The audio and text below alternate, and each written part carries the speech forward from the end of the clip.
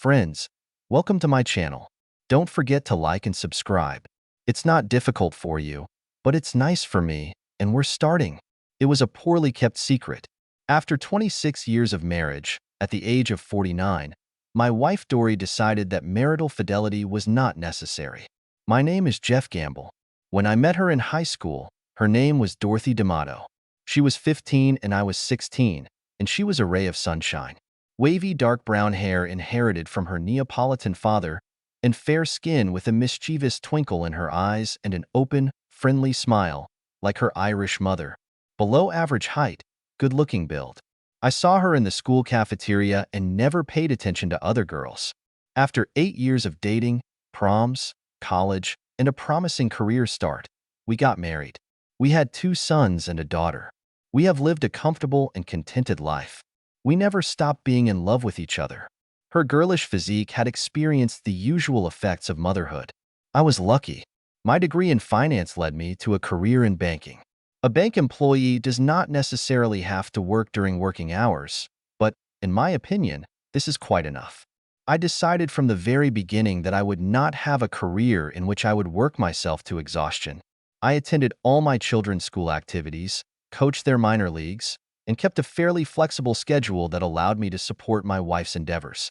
She worked for a family friend who owned a small chain of regional clothing stores. Dory grew up next door to Milt and Ellen Kaplan and was their children's playmate. When she first got a job in high school, she worked at a Kaplan clothing store. Milt and Ellen saw something promising in Dory and adjusted her schedule to her studies, marriage, and motherhood. As our children got older and demanded less and less time from her, the Kaplans got older and demanded more and more time from her. When Dory was 49 years old, Milt died suddenly. When the dust finally settled, Ellen took Dory aside and broke the sad news. At the age of 80, she was unable to run her small empire without Milt. By that time, Dory was already doing almost everything at Kaplan: recruitment, advertising, procurement. But even if Dory could do all the hard work, Ellen didn't want to bother watching the work. It's time to cash out and enjoy retirement and grandchildren. It's time to close a couple of inefficient branches and put the rest up for sale and attract a qualified buyer. There were a lot of people in the industry who knew exactly who Dory was, so with the closure of the company, word quickly spread through the streets that she was free, and she had every chance to get a new opportunity. Our youngest son, Michael, was in college, our middle daughter, Heather, had only married her college buddy a year earlier, and our eldest, Stephen, was single and earned his living as a professional golfer. So being a wife was the only pressing family responsibility that stood between Dory and any attractive job offers. I remember the first time I heard his name. It was in March on a Thursday. It was dinner time. Jeff, dear, while I was helping Ellen pack up at Pawtucket store, an interesting visitor came to us. I think you've heard of the Shelby Cross department store chain. Well, who else comes in but Richard Cross, their CEO? I can't say that I've heard of it, but there are shops everywhere. That's all I know. What the hell was he doing at Kaplan's? Huh. Well, he said hello to Ellen. They seemed to know each other. He hugged her, but Ellen was, I don't know, kind of stiff and formal, as if she didn't like being hugged, and then she asked what she owed this pleasure. He said he had stopped by to see if, since she was closing the Pawtucket store, he could get some shelves and fixtures.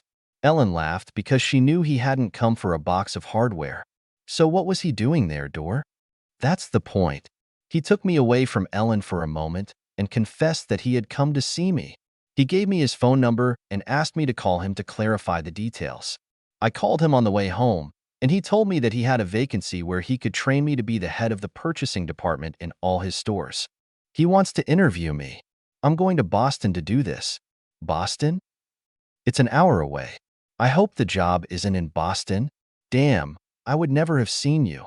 Oh, how sweet. Well, I'm not really sure what exactly he's looking for. Who knows?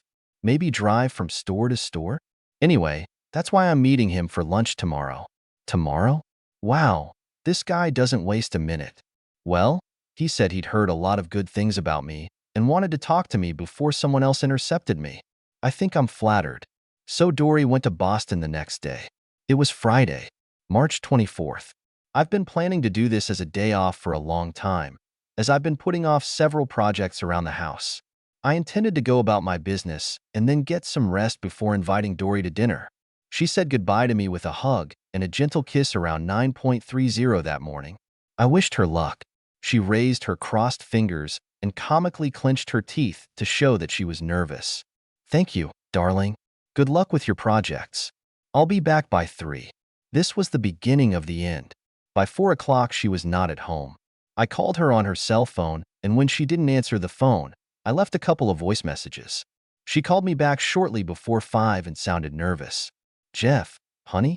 I'm here, I replied calmly. Listen, darling, I won't be back in time for dinner. Then she fell silent, listening to what I would say to that.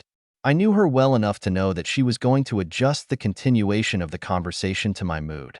She was waiting for some instructions. I didn't say anything. Jeffy, baby, are you here? I repeated it. I'm here. Okay. I didn't want you to put off ordering dinner or anything like that. Cook yourself something. I have an appointment. I almost got the job. We're just discussing some issues. The lunch meeting started late, and there were some breaks. We still have some things to discuss. Richard said he wouldn't keep me long. Richard, right? Yes. Richard Cross. Did I tell you about him? Slow down, Dory. You haven't told me anything about him, except that he refused to have dinner with his own wife and children in order to spend time with you. No, Jeff. He is divorced and has no children. There you go. Do you see? Now I know something about this man. Tell me more. Jeff, listen, I really have to go. We need to have dinner. I ignored it and continued. So, how old do you think he is? On the 6th of March, he just turned 37. She seemed to know a lot more about him than could have been expected at the interview stage. I shifted gears to get her off balance. I already had a bad feeling about it, and I didn't want her to get too carried away. So he basically offered you a job, just unofficially. Yes, Jeffrey, she snorted. We're trying to discuss the details. We have to go to dinner. Do you plan to accept the offer if you like what you hear? I felt some kind of attitude. Yes? What do you think? I wouldn't spend the whole day just on free lunches if I wasn't going to take advantage of an attractive offer. How attractive does this offer look, Dory? What are you getting at? Are you worried that he's attractive? So what if that's the case? Dory, I was really saying that the job offer was attractive, and you immediately chose Dick Cross, who was attractive. He's Richard, not Dick. Of course, I will refrain from making judgments about this. Were you going to come home and discuss it with me first? Or were you just going to give him an answer tonight? Her silence was deafening. I do not know if she thought about discussing it at first, and now this thought was new to her. Listen, Jeff, I didn't really think too much about it. Do I really need your permission to get a job? Dory, you don't need my permission any more than you would if you wanted to take out a $100,000 loan to buy a new car or buy yourself a cottage by the sea. But all the important events in our lives affect both of us. Basic politeness requires that we talk first. All right, we'll talk. And now I have to go. Richard taps on his watch. We have a reservation, and we have to go. I'll see you tonight and we'll talk. Okay. Yes, your dinner order with him is more important than the fact that you're talking to me. Great. Have a nice dinner. I'm going to go see Heather and Justin. Maybe she'll feed her old dad. She suddenly brightened up, perhaps from the thought that she hardly needed to talk to me. That sounds great, honey. I have to run. I'll see you tonight. Love you. And after that lie, the call was interrupted. I was standing with my phone in my hand. Suddenly, I felt that I was separated from myself, and I was looking at myself from the outside. There stands a 50-year-old man with a phone in his hand, who was visited for the first time by disturbing thoughts about his marriage. Earlier this morning, he was a different person. Then I quickly gathered my strength and splashed water in my face. I took the same phone and called my daughter to see if she had any plans for the evening. You know how young people feel about their Friday nights. They were having dinner at home, and she asked if her mother would come to them. There must have been something about the way I said no that made her meet me at the front door looking worried. I handed her a bottle of wine and shook Justin's hand. So, Heather began immediately. What's Mom up to? I told her everything I knew. She didn't ask any questions and let me finish. Dad, that sounds a little weird. Of course, I'm listening to your impressions. I bet she'll have a different opinion when she tells me about her position. We had a good evening. The college basketball playoffs were in full swing. I've lost track of time. The ringing of my phone announcing that a new text message had arrived made me pay attention to the time. It was 10:15. The dinner meeting was delayed. We drank a little. It's too late to get behind the wheel. I'll spend the night at the hotel. See you tomorrow. I showed it to Heather, but she just shook her head, gaping, and didn't say anything. I thanked my daughter and son-in-law for a delicious dinner and went home. The next morning I got up and went to the Silver Plate for breakfast. Hash browns, bacon and eggs. I got home around 9. Dory is still missing. There was no phone call or even a message. I went out to run some errands. A hardware store. Milk at the convenience store. To the stationery warehouse for pencils, and a printing cartridge. I was back by 10:30. Dory is still missing. I'm going back to the diner for lunch. Chicken soup with rice. Turkey and rye bread in Swiss style. Apple pie and coffee. I'm coming home by 12:30. Dory is still not here. I called Heather. She hasn't heard from her mother. I could have pestered my wife to find out where she was, but I thought that because of the long silence on my part, she would be even more uncomfortable when she finally decided to contact me. I was nervous, and it seemed right to share my pain. I went to Duffy's for a beer and watched a basketball game. When I got out of Duffy's, I didn't go home. I immediately returned to the diner for the third time. I ordered dinner. Caesar salad. Chicken with Parmesan and ziti. I took a few bites from my second apple pie of the day. My phone rang. It was 5:55 p.m. I picked up the phone. Yes? Hi, baby. It's me. I'm at home. Where are you? What difference does it make to you where I am? I probably asked for it myself. I should have called. Do you think so? Richard met me for breakfast and we talked a little more, and then we had lunch and talked a little more. He met you at breakfast, didn't he? So you didn't go there together, did you? Silence. I listened intently for the sound of crickets chirping on the phone. I continued, well, assuming you got up at 7, then you were awake for 11 hours. 2 hours for meals and 9 hours for conversations. Not once in those 9 hours did it occur to you to tell me what you were doing. I turned off the phone, threw money on the table, and left before finishing dessert. I was home in 5 minutes. Dory was in the shower when I got there. I saw that her luggage was on the bed. The basket was empty and the washing machine was running silently, so I realized she wasn't unpacking. I have an idea. I sat down on the bed next to her bags and waited. Minutes passed. Then she suddenly appeared in the bedroom in a terry robe, drying her hair with a towel. When she saw me, she jumped, without saying a word. Then she noticed that I was sitting between her suitcases, with my hand on each of them. She opened her mouth to speak, and after a couple of hesitant moans, the words came out. Jeff, baby, I'm sorry I didn't call you. Let me dry off, unpack my things, and load them into the washing machine. Then I'll get some sleep, and we'll talk in the morning. I'm very, very tired. Yes, I can imagine how tired you are. After so many hours of talking, I saw her swallow hard when she realized I wasn't buying it. I'll tell you what, you're tired, so let me help you unpack. She looked like she was about to faint. Let's see, Dory. Which bag can I help you with? And then she waved her hand.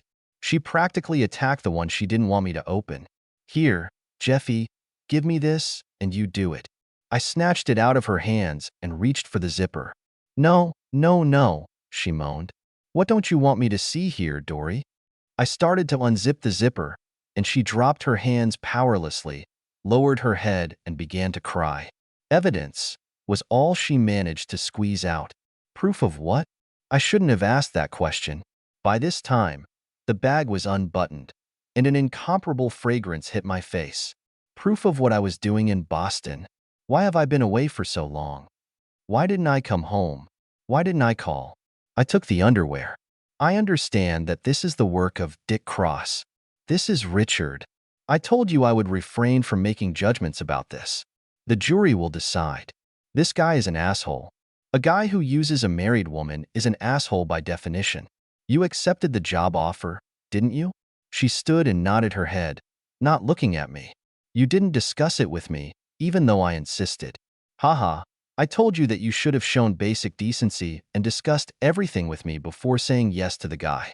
I was talking about saying yes to the job. It looks like you said yes to a lot more than that. It seems that basic decency is not part of your plans. What the hell, Dory? We have been married for 26 years. Before that, we were in love with each other in high school for another 8 years. 34 fucking years, and you're making love to some guy who's not much older than 34 himself. Damn it, we have 3 kids.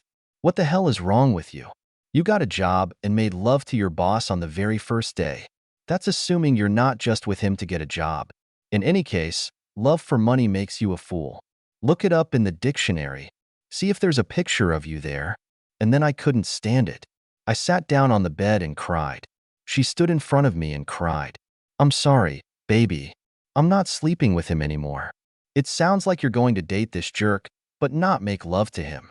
Yes, I'm applying for a job in Boston. Boston? As I thought. How convenient. As far as I know, you will leave here every morning, drive for an hour, make love to him all day, and drive home for another hour in the evening, and then sit at dinner and tell me how you worked all day. Actually, I'll have a small apartment there, so I won't have to drive home for several nights in a row. That's it. A love nest. But, of course, you will never make love to him again. Did I hear what you said correctly? At least she had the decency, if you can call it that, not to lie. Instead, she chose to remain silent. Over the weekend, I was thinking about the state of my marriage. I needed to find a way to come to terms with the idea that I was moving away from the woman who had been the center of my universe for the past 34 years. She disrespected me in many ways. She got a job without discussing it, slept with her boss, moved to another place, promised not to make love to him anymore, and lied at every turn. It didn't look the best. I spent Saturday and Sunday nights lying with my back to her and pushed her hand away when she showed tenderness. Jeff, baby. No way, damn it. You hear me. You've corrupted yourself. I don't need the diseases of a fool. She sobbed softly until she fell asleep, watching 34 years of love evaporate into thin air. On the morning of Monday, March 27th, I had closing words with her. Dory, I'm not sure our marriage can be saved. I mean, in light of what you've already done. But I'll tell you what. If you leave this morning and come back to him, I can guarantee that you will ruin our marriage. After today, there will be no more hope. I'm only holding out this olive branch because we still have a family. A family that can still be saved. 3 children, and maybe someday there will be grandchildren. You gave me 34 wonderful years, until a few days ago you suddenly went crazy. Call him. Be a professional. Thank him for the job offer. But tell him that your family is more important to you. Then I went to work, leaving her standing. When I got home that evening, she was gone. Her car wasn't there either, and most of her clothes and other belongings were missing. I had an answer. The emptiness in her closet fueled the emptiness in me. However, for 2 days I lived an ordinary life. Then, on Wednesday evening, after work, I showed up at my daughter's house without warning. Justin saw the look on my face and disappeared. I told the whole dirty story to Heather. To say that she was depressed would be an understatement. I asked her not to discuss this with her brothers and not to contact her mother until we have a clearer idea of her intentions. One evening, over dinner with Heather and Justin, they shared the news that Heather was 2 months pregnant and expecting my first grandchild. I never had a chance to share this news with Dory because I never heard a word from her. She didn't come home that first weekend. By the middle of next week, I decided to do my own reconnaissance. I took a few days off from work. One beautiful April morning, I drove to Boston. At first, I watched the offices of Shelby Cross. I didn't see her car there. That doesn't mean she wasn't there. Maybe she took a taxi, or this jerk picked her up. I stopped at the main Shelby Cross store. Dory's car was still nowhere to be seen. It was late afternoon, and I went into a small spaghetti restaurant to recharge my batteries and have dinner like an early bird. Then, as if by magic, a thought occurred to me. We had a shared data plan, and it had a Find My Phone app. I typed in the appropriate commands, and a blue dot pulsed on the GPS map. Finally, that evening I found myself in front of a multi-story condominium on the outskirts of the city. It looked quite fashionable. Here was the little apartment in which she was to live. It was not easy to get inside. I looked like a robber, or a spy, or something like that. So I ran down the street to the supermarket, bought a bag of cheap groceries and put a bunch of celery and romaine lettuce so that it stuck out on top. Then I waited outside the condominium building, juggling a bag of groceries and pretending to look for my key. "Let me help you with this," said the lovely lady, holding the door for me. I went to the check mail section and looked through the names of mailboxes until I saw our Cross on mailbox 1206. I found some unnecessary mail on the windowsill, which, it seemed to me, could serve my purpose. You know, one of these envelopes is designed to make you think it came from a legitimate government agency. I took the elevator up to the 12th floor, got out and examined the situation. There were 8 apartments on the floor, so it looks like the 6th was the best choice. I knocked on the door. After a few seconds, I heard a woman's voice. It sounded like Dory's voice, but the sounds were muffled because of the closed door. "Yes, how can I help you?" I changed my voice a little and waved the envelope in front of the peephole. "A registered letter for Richard Cross." I heard the latch chain clink in greeting and the door opened. She froze in place like a statue. She stammered, "JJ Jeff." I pushed past her, and there, in his easy chair, in front of the TV, reading a magazine about sailing and yachting, sat the very embodiment of home comfort, the owner of the house. "Dick Cross, I suppose." "This is Richard," they answered in unison. "Well, my love, aren't you going to introduce me?" She chuckled and mumbled, "Richard, dear, this is my husband, Jeffrey Gamble. Jeff, this is my partner, Richard Cross." Wow, Richard, dear, my partner. To hell with it all. I wasn't there for the pleasantries. "Aren't you going to give me a tour, Dick and Dory?" They were too slow to react, so I walked through the lobby of their luxury apartment. The bright lights of the big city shone in the night sky and barely illuminated the dark master bedroom. I flipped the switch and assessed the situation. His and her closets filled with his and her clothes. I recognized the luggage on the floor in her closet. "Wow, Dory, I hope you got rid of that disgusting smell from the suitcase before you let it ruin your clothes." It was around this time that Dickie boy finally came to his senses. "Listen, old man, get out or I'll throw you out." "Dickie, you're a worthless bastard. You ruined my family. Maybe she likes you because you're young, rich, and handsome? I'm just yesterday's news.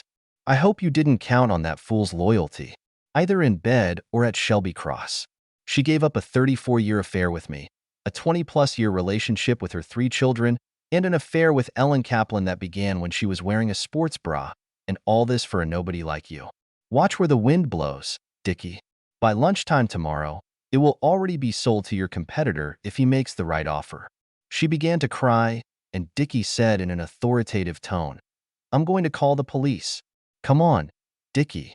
I'm going to call Action News on Channel 6 and tell them how the CEO of Shelby Cross is defaming the institution of marriage, how he turns faithful, loving wives and mothers into cheaters and vagabonds." She cried a little more. "Yes, Dory, you're a real fool these days. You're one step away from walking the streets with a mattress strapped to your back. Steve, Heather, and Mike are so proud of their mom. You showed them what it means to be a consummate professional.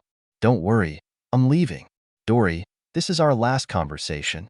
I won't pay attention to you if I pass you on the street. I won't save you if you catch fire. Figure out the relationship with the children, whatever you want, if they will still be with you. It's not my business anymore. You're dead to me. You died the day you went to Boston to interview that jerk." It all got me so excited that I forgot to say half of what I had planned, including the news that Dory was about to become a grandmother for the first time. To hell with her. She didn't deserve to know. On the way home, I contacted the children and scheduled an emergency family meeting for Saturday. Steve flew in from Hilton Head, where he was training for the upcoming tournament.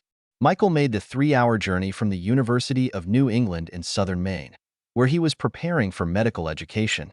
By Friday evening, the boys returned to their children's bedrooms for the first time in several years.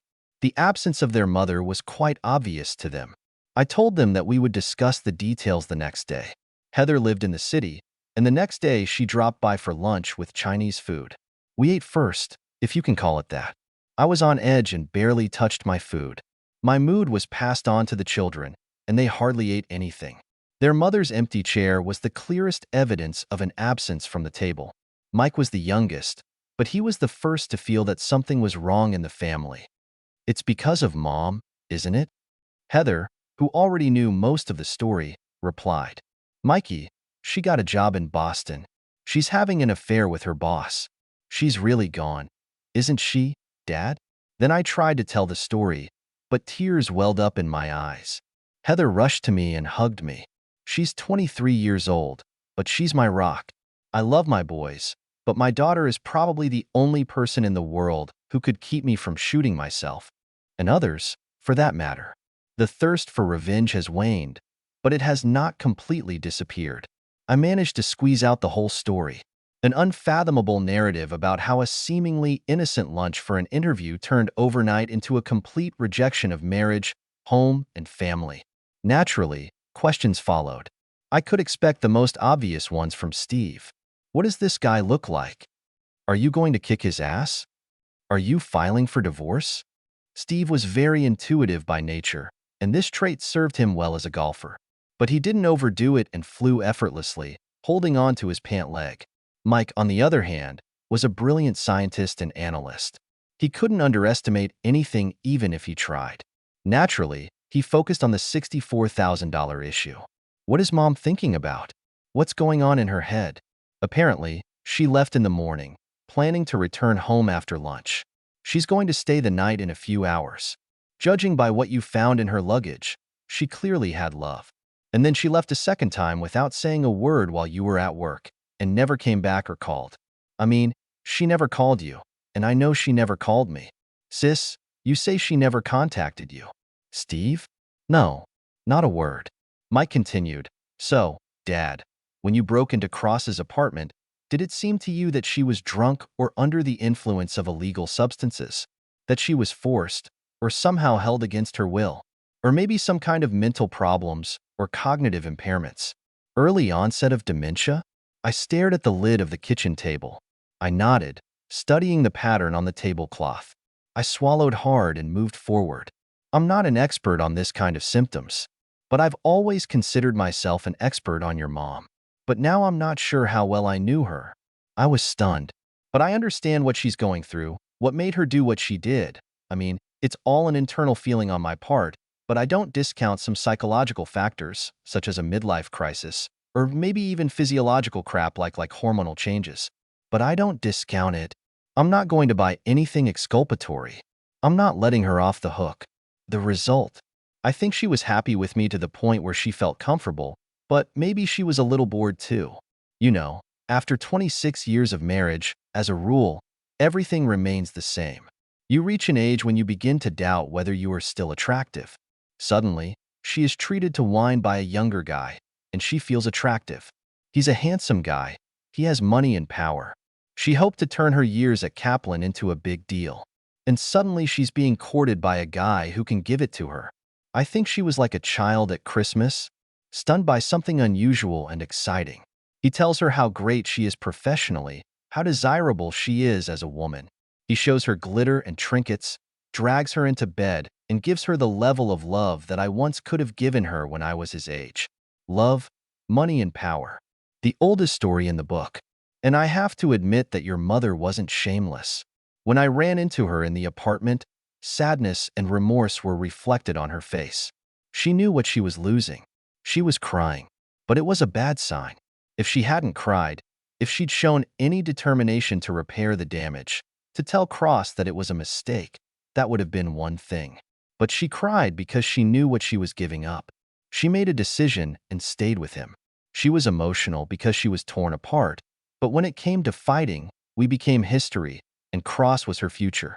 The only joyful moment in our little group was when Heather informed her brothers that they would soon become uncles. Dory cut off all contact with her past life. She never contacted me. She never interacted with children. To my utter amazement, she never warned Ellen Kaplan. She just didn't show up for her shift. Ellen was the first person other than my children that I talked to about Dory giving up her past life. After that, Ellen never took her eyes off me. She'd known me since I was a high school student, coming to the house next door to visit Dory or hanging around Kaplan's store, walking her home after her shift. Sometimes, if the weather was bad, Ellen and Milt would give her a ride home, and I would ride with them. Ellen was like a second mother to her. Dory's estrangement from her came as a shock to the old lady. Naturally, the shock for Dory's parents, and for mine too, was incredible. To one degree or another, they were all on the threshold of the 80-year milestone. The first confirmation that one of the parents found out something was a call from my mother. "Jeffrey, I'm here with Heather." She paused to collect her thoughts. "When were you going to tell me? When were you going to tell us, your father and me?" He's just beside himself. Heather is holding his hand. We treated her like the daughter we never had. I could hardly get a word in. "Your brother. It's just going to kill him." Gregory adored her. I could never tell if she was the sister he never had, or if he had any feelings for her, but in his eyes she was like the sun in the sky to him. What would her parents say about all this? To tell you the truth, I haven't talked to D'Amato. I was afraid of this conversation. Well, I didn't have to be afraid of that anymore. The very next day, Betsy D'Amato called me. She asked if I would be so kind as to ask Dory to call her. Ellen Kaplan came to a neighbor to ask about Dory a few days after she went AWOL. After that, Betsy left a voice message for Dory on her cell phone every few days. By now, several weeks have passed and there has been no response. They usually talked once a week. She got into this habit back in the days when she lived a more intense life. So when Betsy called me, I told her that I would bring some wine and join them for dinner that evening. "I don't like the sound of that, Jeff. Where is my daughter? Did something happen to her?" "Mom, she's fine. She is alive and well. She found a job in Boston and moved there. It's a complicated story, so we'll talk about it later tonight." Frank and Betsy looked terrible when I arrived. Frank slapped me lightly on the back. "Jeff, thanks for the wine. Come in." Since you talked today, Betsy has been bothering Dory's phone. She left text and voice messages. I don't know anything about text messages, but I left a few messages on her answering machine. I was angry. Betsy took the initiative. It was cruel. "Frank, you were yelling and ordering her to call you back like she was still 10 years old."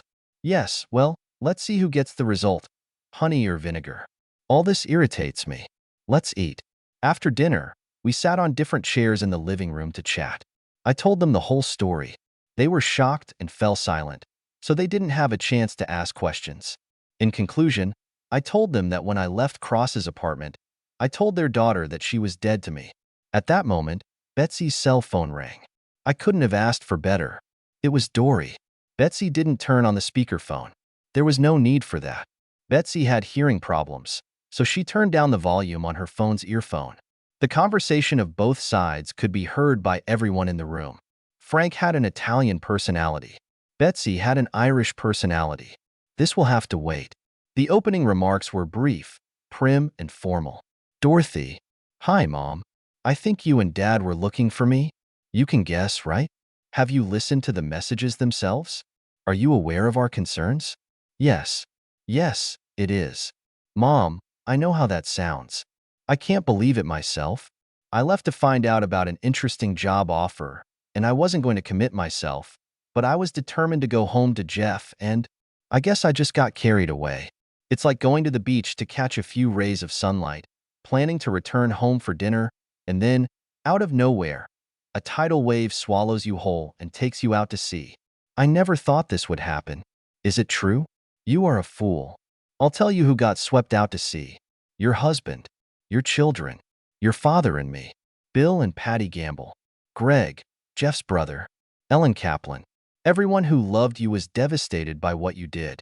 On the other hand, you did well. There's not a scratch on you. Living in luxury with a young rich guy. Dorothy Jean, you just walked out of your life and fucked up everyone else. That's the Irish temperament I've been waiting for.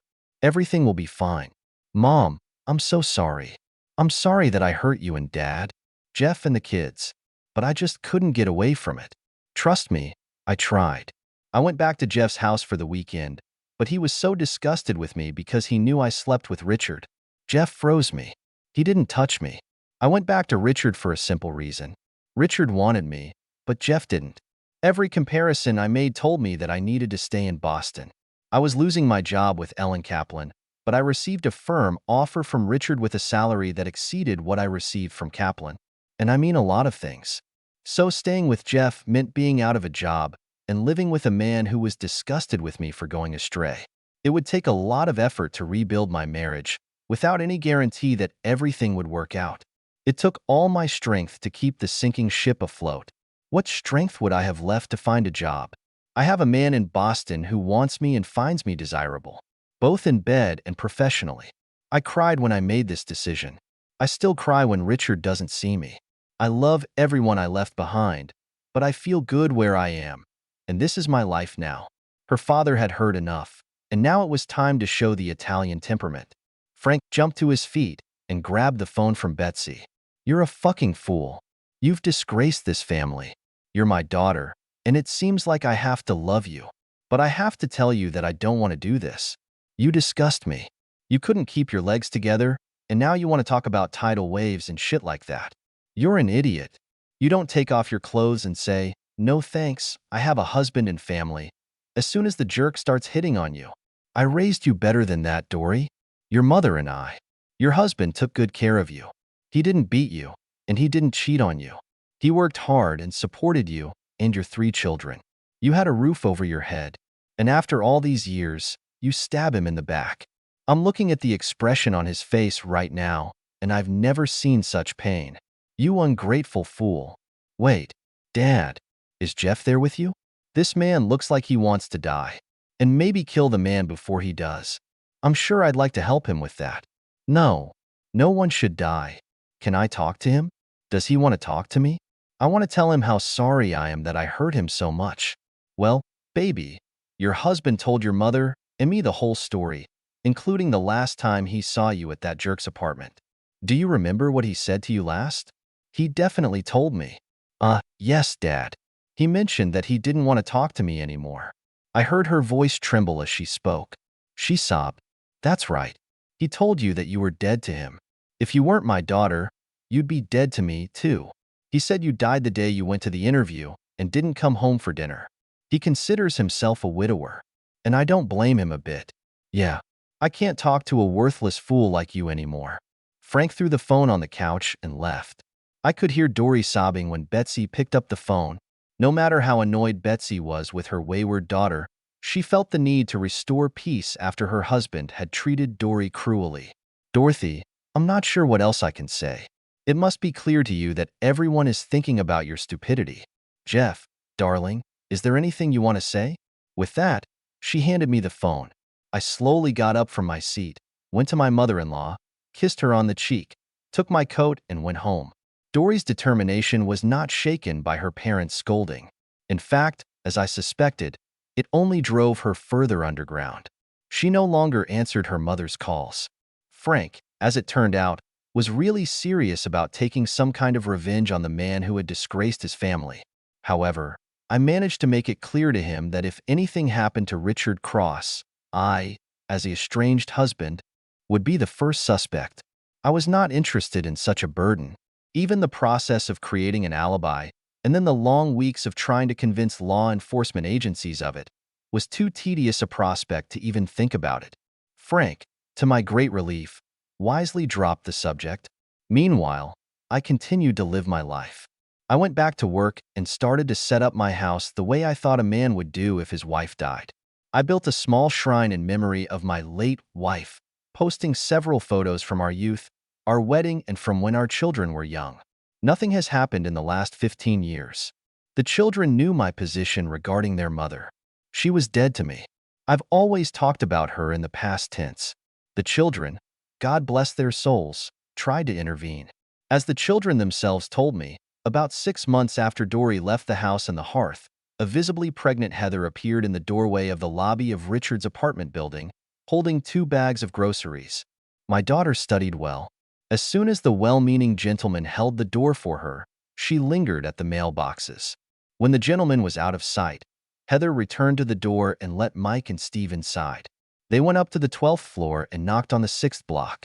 A visibly agitated Richard Cross answered and informed them that Dory was not at home and that she did not welcome uninvited guests. Then he abruptly closed the door. They had no way of knowing if she was at home or not. They walked down the corridor and were about to press the elevator button when a beep sounded and the doors opened. And Dory came out of the elevator. She passed by without noticing anything. Then Steve said, "Hi, Mom." Won't you even say hello? She turned abruptly and looked at them with an expression of pleasant surprise on her face. But the smile disappeared just as quickly, and she began to tremble and get nervous. The three of you shouldn't be here. Your father is not with you. Is he? No, it's not, Steve interjected. He doesn't know we're here. Well, you'd better go. Richard doesn't like having too many guests. At that moment, Heather stepped forward, making it clear that she was pregnant. Oh, Heather. You. I'm almost 8 months pregnant, Mom. I have twins, and they are seriously affecting my bladder. If you don't let me pee, I'm going to piss right here.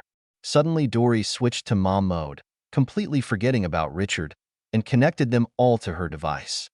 Down the hall to the left, baby. And Heather hurried away. So Dory and her 2 sons, in their early 20s, were standing in the apartment, and an annoyed man was standing at the other end of the room. Mike broke the ice by saying the same words I had used 6 months earlier. Dick Cross, I suppose. This time Dory tried not to smile, and Cross replied, I'm Richard. Who are you, and what do you need here? Dory, who are these two, and where did that girl go? Steve took the initiative. I'm Steve Gamble. This is my brother Mike. We are Dory's sons. This girl is our sister Heather. We heard the noise of the toilet flushing and running water. Cross glanced over his shoulder as Heather returned to the hall. Richard was about to say something, but Dory spoke up. The twins. Yes, Mom. Your first grandchildren. My grandchildren? I'm going to be a grandmother. And Justin? Are they Justin's children? Heather saw her opportunity and took it. Of course, they are Justin's children. He's my husband. Who else would I sleep with if not my husband? Well, baby, I've been thinking. I just meant it. Of course you thought so, Mom. That I must be just like you. I make love outside of marriage. Richard shivered. Dory lowered her eyes in obvious shame. The boys were beaming with pride. The first point is in favor of Heather. Mom, what were you thinking? Steve asked. We haven't seen each other for more than 6 months. Dad stopped talking about you. He only talks about you in the past, as a deceased relative. You know, something like, she was so cheerful, she was so funny, she did this and that. He never says anything like you live in Boston or anything new about you. Is your father seeing anyone? I know he didn't file for divorce. At least, I don't know about it. Mike got into an argument. No, he doesn't go on dates. Half the time he looks like the Walking Dead. There is no shine in it anymore. He goes to work, goes to the cafe alone every night, goes to the pub, spends some time taking care of his parents and yours. About your parents. You're the only child, and he's all they have. Him and us, you know? And whenever Steve is in town, I asked him about the divorce. Do you know what he said? It was quite strange. He said that you don't divorce a dead woman. He considers himself a widower. I know. I died for him. Heather spoke up. Mom, if you're still like that, I should have seen it with my own eyes. That's why I'm here. I won't speak for Steve and Mike, but I needed to see what you gave up everything for. I needed to see. And I see that you've made concessions in every way. With one flush of the toilet, you got rid of your 3 children, your husband, your parents, my other grandparents, your mentor Ellen, your home and shelter, and now your grandchildren. I needed to see what you traded it all for. I see luxury apartments, but I have to say that they don't look any more cozy or homey than the ones left behind. Here you are sitting in a concrete box at a height of 1 kilometer in the sky. It's a great view. I don't argue. Do you have a garden? Can we see it from here? I know how much you loved the garden you had at home. He was your pride and joy. We always had fresh flowers and vegetables on the dinner table. Now it's just a thicket of weeds. Dad won't touch it. Do you have a garden plot here? Dory looked down sadly and shook her head. Mom, you used to ride your bike around the neighborhood every day to get some exercise. I'll do you a huge favor if I'm very honest. The last time I saw you was 6 months ago. How old are you? 48 to 49. You could have been 35. You were in such good shape. You look 60 now. It's like you've aged 25 years in the last 6 months. Where's your bike, Mom? Baby, my life is different now. No bike, no garden. She said it with a hint of longing. That's right. And no loving husband, no family. Mom, I'm looking at this jerk. Cross could no longer remain silent. Listen, you fool. Dory suddenly started up. Rickard? No. I'm tired of listening to this shit. It's time for the three of you to leave. That didn't stop Heather. I stand by my opinion. You're an asshole. You seduced a married woman with promises of work, money, love, sumptuous dinners. What? Did you drag her cheating ass around town in a limo? You've ruined the family. You've broken a lot of people's hearts. I got it, she was beautiful. Mind you, I said, was? She looks like shit right now. You must be planning your next important step by throwing her to the side of the road. And Mom, you're not sinless. You're a fool too, despite everything you've done to us. But now I'm going to ask you once, and only once, before we leave. Are you being held here against your will? I mean anything that restricts your freedom of movement, a threat of violence, blackmail, some kind of written legal contract. He got you hooked on illegal substances, whatever. You never call us or see each other. Forget about your father for a minute. Your own children and parents. Not a word. That's why we hope it's coercion, not stupidity or evil. Because we'll take you with us if you want to leave. Just walk out the door with us right now. Steve and Mike will take care of Mr. Wonderful if he decides to frolic. Don't worry about Dad or anything else you're worried about. He won't interfere anyway. He broke up with you. But you can stay with Justin and me. We have a lot of space, and we could always use an extra pair of helpers when the twins arrive. It is worth noting that Cross at that moment almost did not object to Dory leaving. The resistance was mainly from Dory herself. No, thanks, baby. Thank you, boys. I'm here of my own free will. I'm not a hostage. I'm staying here. There was no joy or lightness in her behavior. According to Heather, she seems to have accepted her fate. The last thing Dory said about it was, "Let everyone know that I regret the pain I caused them, but I'm staying with Richard. I made my bed. This is my life now." 2 days later, I was at Heather and Justin's, helping them set up the nursery at the last moment.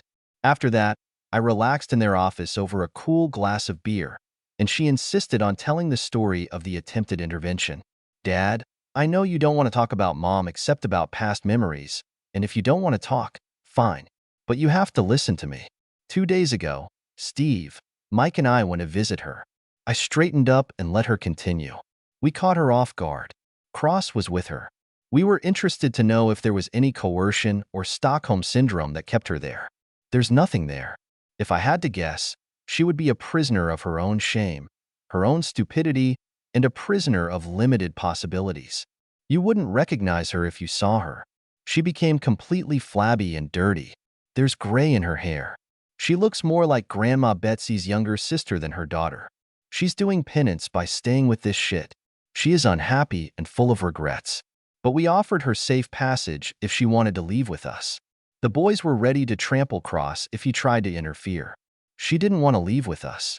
I listened to other small details of her story, but nothing Heather said changed my feelings about it. In fact, it strengthened my resolve. This is plus the fact that my secret has been revealed. No husband wants the whole world to know that his wife has treated him badly. But I knew 15 people, despite the perpetrators who were aware of my situation. Yes, they were all trusted people, but each of the 14 people could tell someone they trusted, and that, in turn, did not tell anyone, while the 15th person told one person, who then told 3. I decided that I needed to take the initiative in protecting my good name. I got up from Heather's couch, excused myself, and headed straight to the Cedarbrook Cemetery office. I bought a small plot that could accommodate 2 coffins. This is something we've all been putting off. We don't want to think about our own mortality while we're young. We don't want to buy a piece of land when we stop being young, because we don't want to admit that we're getting old. But Dory and I talked about it about 3 months before she ran away from the ship. In recent months, I've wondered if talking about the land for burial provoked some kind of existential crisis in Dory that made it suitable to become the prey of a predator like Richard Cross. Fortunately, I had a friend in this business. My best friend since childhood was Jimmy DeSpazio, the 3rd-generation owner of Righetti and DeSpazio Funeral Home. I got a discount for friends and family on the coffin and, through Cousin Jimmy from the Lucibello Monuments, on a tombstone that could be installed on my newly acquired plot. I was planning a quick burial. A few weeks later, Heather gave birth to twins. They weren't the same. One had an internal water supply, and the other had an external one. The decision that Heather would name the boy was hasty. In this way, she could honor the memory of her father and maternal grandfather. Announcements of the birth of children were published. One of them was sent to Dory. There was no response from her. It seems that in the end, everyone came to the same conclusion. Dory no longer played any role in anyone's life. Strangely enough, when the rumor that Dory had abandoned her family spread among our acquaintances, it inevitably happened. The old phenomenon of the 7 degrees of separation. I was friends with a certain Stuart Hirsch on golf. Stu and I were regular members of our foursome, but he was picking up 2 other players from his extensive network. They were different guys every week. Stu knew my sad story, and one day he met a man who also knew it. One morning we played 18 holes, and one of our 4 left right after we finished. The other guy, Phil Miller, didn't do it. That's when Stu took me aside. "Jeff, it's not by chance that I invited Phil to join us today. He likes to play poker." And one evening when I told him that I was always looking for a fourth for regular golf meetings with my friend Jeff Gamble, his eyes widened. He asked if you were related to Dory Gamble. When I told him that you were her ex-husband, he told me something that I thought you needed to hear firsthand. Phil came up to me and shifted nervously from one foot to the other. "Jeff, I know this guy, Richard Cross, who she's dating. I'm in the sewing business and I know the players. I used to know Milt Kaplan and I know Ellen. Over the years, I've crossed paths with Dory a couple of times professionally. She always struck me as a sweet girl, too trusting to be a major player in the world of clothing purchases. But because she worked for such old-fashioned, soft-hearted people like the Kaplans, she grew up in a somewhat, let's say, noble environment. In a private setting. When I heard that she had thrown in her lot with Richard Cross, well, no one was as stunned as I was, not taking into account what you had to go through, but strictly on a professional level. It was a shock. Are you still in touch with her?" "No, Phil, it's not like that. And I'm not sure I'm comfortable discussing these personal issues with a guy I just met." "Jeff, listen to me, and listen well. Love her or hate her, but you have to get her away from that asshole. This is not a good situation." "Why? Do you hear something? Is he treating her badly?" "No, you'll never hear anything. Once she gets into his net, you won't hear a sound about what's going on. He's done this before." "What did you do before? What are you talking about?" "Jeff, he's as crooked as he can be. Everything Cross does smells suspicious. Violations seem to be following him closely. He was tried several years ago for shipping goods from his warehouses to other merchants, calling it stealing inventory and profiting from insurance payments. He may be the CEO, but not the owner of a controlling stake. He shares the profits of Shelby Cross with 4 other individuals. His violations seem to be a way to increase his own income. And now he has his own personal purchasing agent living under the same roof with him. I'm just trying to tell you. If I know about this by hearsay, you can be sure that the feds know about it too. When he was caught last time, there was a feeling that the missing goods were heading to mafia-owned operations. When the mafia stopped receiving their supplies, Cross had to come up with a plan B. I wouldn't be surprised if your wife is his plan B. Stu told me that you're not okay with her, but you have to get her out of there any way you can." That evening, I went straight to Heather's. He, Justin, and my mom fed and dressed the twins together. As soon as the little lumps of joy were packed, I took the 3 of them aside and told them about what I had learned during the day. Their opinion largely coincided with that of Phil Miller. That saving her was my job. I closed the case quickly. I told her in no uncertain terms that I wouldn't help her even if her life depended on it. I'm not going to embellish my words. I told her that if she caught fire, I wouldn't even urinate on her. She's dead to me, whether she's really alive or not. She stabbed me in the back when she screwed up at the interview, and I still gave her a chance to stay with me instead of running back to him. The moment I turned my back on her, she stabbed me a second time and ran away. As soon as I wasn't there to stop her, she went back to her boyfriend. She left me and became attached to him, for better or for worse. She thought she was getting better. It's not my fault that she's getting worse. In fact, it's her fault in every way. She didn't know he was a thug embezzler? She should have prepared well before making her choice. She acted blindly and made a bad choice. She knew that she had me, her children, parents, and friends. And yet she went across because he gave her back her youth, gave her a good job with a lot of money, and provided a luxurious life with fewer responsibilities. She chose a bunch of shit because it was shiny and new. My sympathy for her is limited. If any of you have any questions about how I feel about her, take a look at my plot at Cedarbrook Cemetery. I got up and went home. The next morning I woke up, went to work, and worked for half a day. I returned home to cook lunch when my phone rang. Betsy D'Amato called in tears and asked me to turn on the local television news.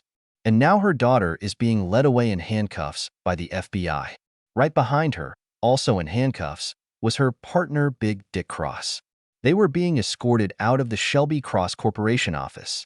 In addition, agents dressed in FBI parkas were carrying out boxes of documents. Entire files were taken out on trolleys. Phil Miller was right when he said that if he knew what was going on, the feds should have been one step ahead.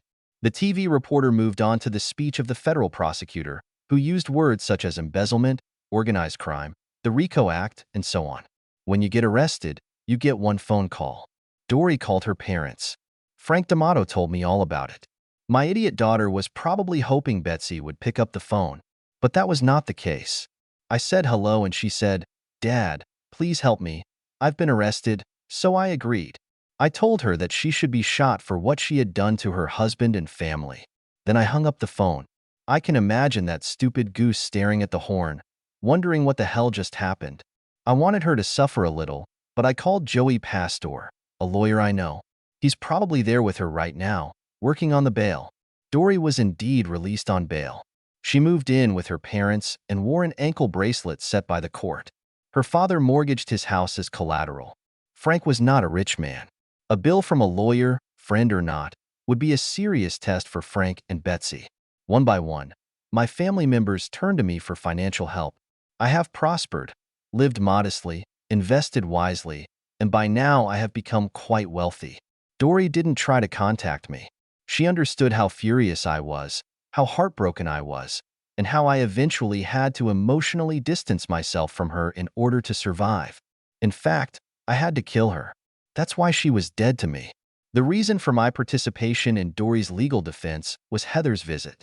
Although no force on earth could force me to communicate with Dory, let alone bring her back, Heather was the only person who could convince me to make concessions.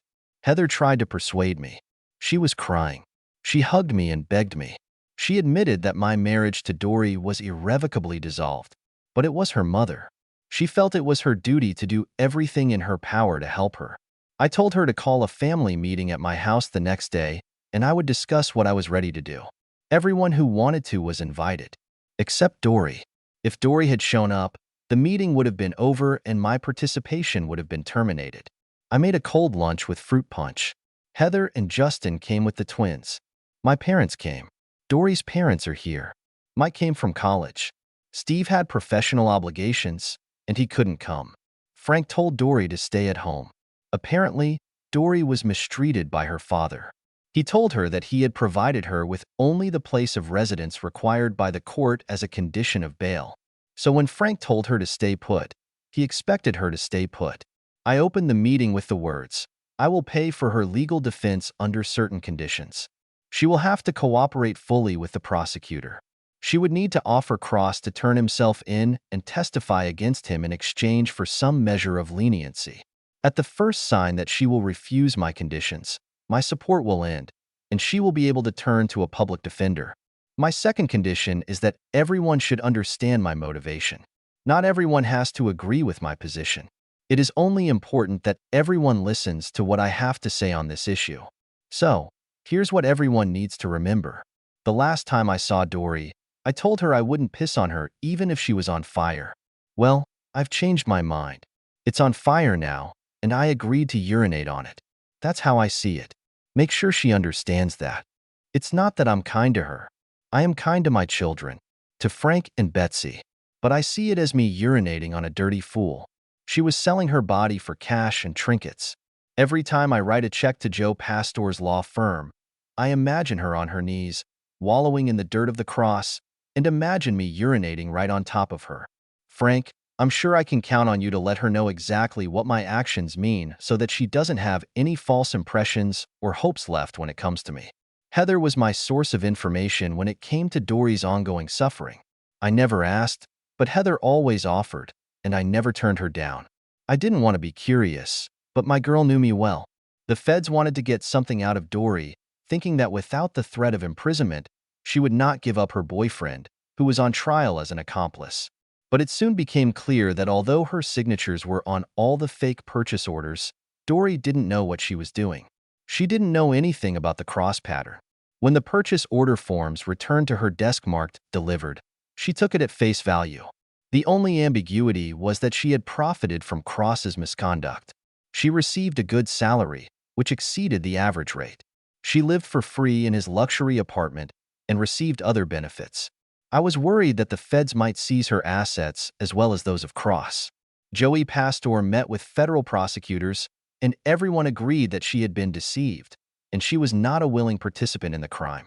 Eventually, Cross saw an attractive and trusting woman. He used a fabulous salary, jewelry, new clothes and shoes, gourmet dinners, a luxurious apartment and craftsmanship to win her over to his side. He considered the cost of courting Dory in two ways.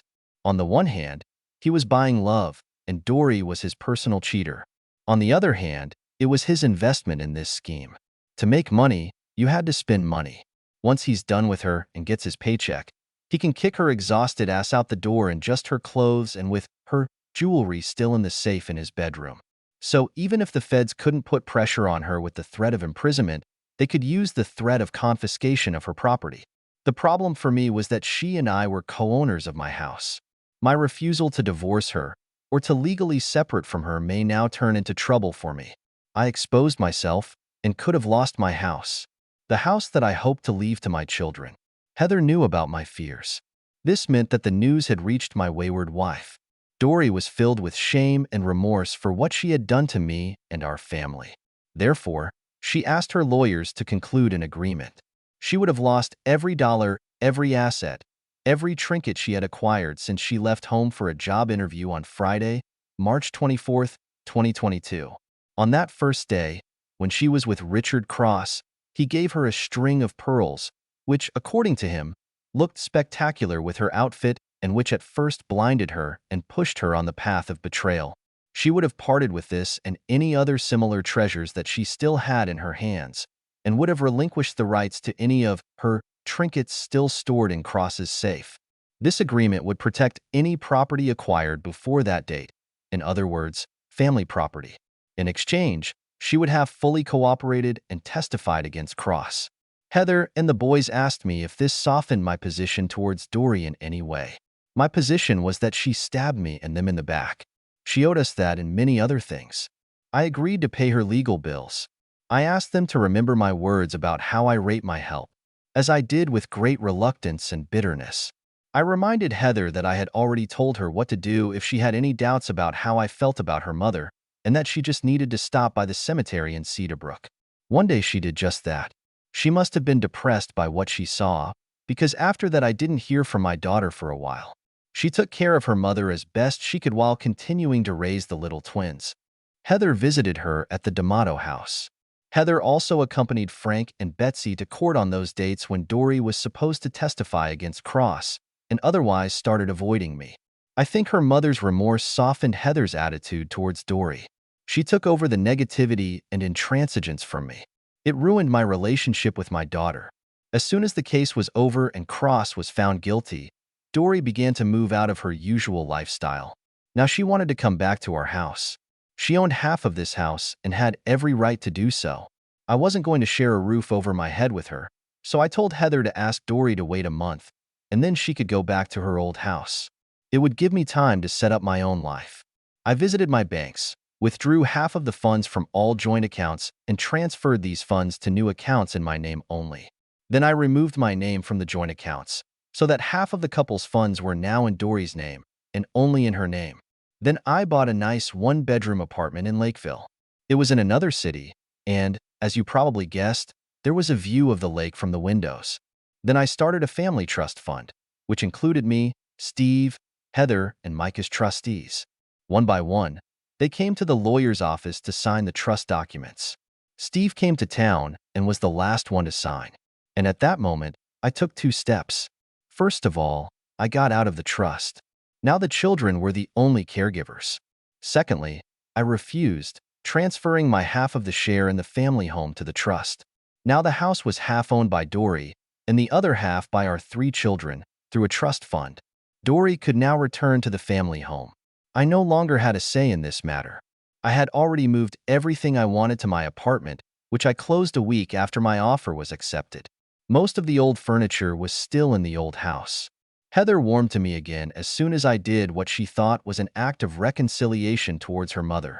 She never realized that I just washed my hands of getting rid of this fool. Heather finally brought me up to speed when I invited her to have lunch on the balcony of my new apartment. "Dad, I like this view, but the fact that you gave up your share of the house came as a surprise to me. You know Mom's back in the house again, right? Pumpkin, that's why I left. I feel like I did the right thing by your mom. She is entitled to her half of the ownership of the house. And as long as the owner of the other half says she can live there, everything is fine. Then it's all right. I would never have let her on the doorstep if I lived there. So it was unfair of me to be the owner of the other half. She wouldn't have gotten what she was entitled to. That's why you and your brothers are now the owners of the other half. If you decide to let your mom live there, then it will be a win-win option. You will benefit by receiving your share of the inheritance ahead of time. Your mom wins by getting her house back. And I win because I'm not forced to live with a man I can't bear to live with. Dad, you obviously took your stuff and left almost everything else there. Mom is really surprised by a few things that she can't find. Let me guess. Your mom is looking for some photos, keepsakes, her wedding dress, my wedding tuxedo. Well, baby, that part of my life is dead and buried. So tell her she can stop looking." A glimmer of understanding flashed across Heather's face. About a month later, Frank D'Amato died unexpectedly. He was 81 years old and died while washing his car, which was one of his favorite activities in warm weather. Dory's problems had worn him out. Heather told me that Dory believed she had, in fact, killed her own father. I understood her point of view. Besides grieving for the man I truly loved and respected, I was thrilled to meet Dory. I wouldn't miss the funeral for anything. He was my father-in-law and the grandfather of my children. I would be there to support Betsy. A man could not have dreamed of a more beautiful mother-in-law. But Frank was Dory's father, and she was his only child. I had no desire to hug, comfort, or even talk to Dory. I sympathized with her loss, but I would give others the opportunity to express their proper condolences to her. However, I would be next to everyone else. But even the most thoughtful plans often go to waste. It was simply impossible to avoid meeting her. I tried to get away from her at the wake. I tried not to look at her. But this plan didn't work out. Because I tried too hard not to make eye contact with her, I lost track of where she was. And of course, I found myself face to face with her. We stood and looked at each other sadly. It was sad because of Frank's death, but also because of the situation that had developed between us. I managed to squeeze out an inarticulate, "I'm sorry for your loss." She whispered nervously, "Thanks, Jeff. I know it's hard for you to see me and talk to me, so thank you so much for your kind words. You know, Dad thought very highly of you." Before my lips could formulate an answer, my mind was already speaking for itself. "If your father could support me in this regard, why couldn't you?" Then, as if reading the confusion in my mind, she added, "God only knows why I couldn't see what he saw when I came to the intersection. I thought Dad was being too hard on me when he yelled at me and said all I had to do was say no to the predator. But of course he was right, at 100%. I was too stupid and blinded to understand what was really going on. I'm so sorry for what I did." And then she mercifully turned around and left. And I started to cry. The next morning, at the funeral mass, Dory sat in the front pew with her mother. I was sitting on the bench behind them with my children and my son-in-law.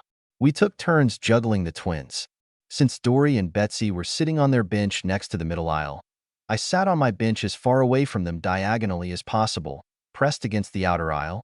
I shouldn't have done that. During the exchange of peace, instead of Dory making her way across the bench so that the back of the bench was between us, instead of me getting off with a simple pat on the hand, she came up to me and hugged me. "God's peace be with you, Jeff." I automatically hugged her and muttered, "With you too." She returned to her seat next to Betsy. "I'm sweating." Mike patted my knee reassuringly. He had my back. I'll be fine.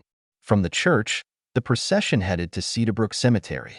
Prayers were said, the priest finished, the guys from the American Legion played "Lights Out" and handed Betsy a folded flag.